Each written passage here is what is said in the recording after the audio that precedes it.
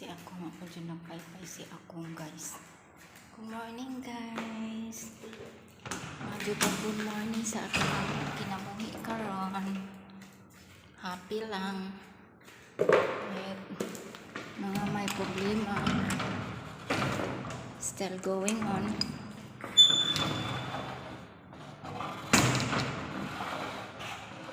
Still going on our lives. Maintain si paypay. Maintain paypay. Maintain women hayo paypay guys. So women 我现在我准备 I prepared all the broths 我准备全部那个水果 kasi maintain paypay. Ito yung ano guys, paraan ni ama para ma-remember namin na bilugan niya yung schedule ng pagpapaypay. So bukas is 29 man guys, linggo, so magpapaypay. So I prepared all the fruits. So nakabili na ako galing sa palengke guys. So bukas is prepared na lang for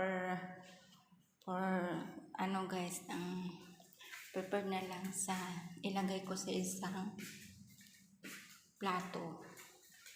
So ngayon guys is maglilinis muna ako sa 4th floor kaya para bukas wala nang hassle guys. Prepared na lang, punta na lang, akyat na lang sila dito tapos magpapaypay, ako na lang mag-prepare. So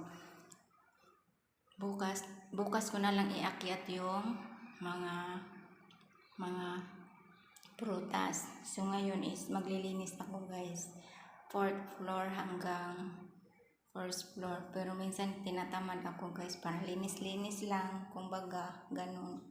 So ganun lang yung paraan guys para ma-enjoy natin yung work natin.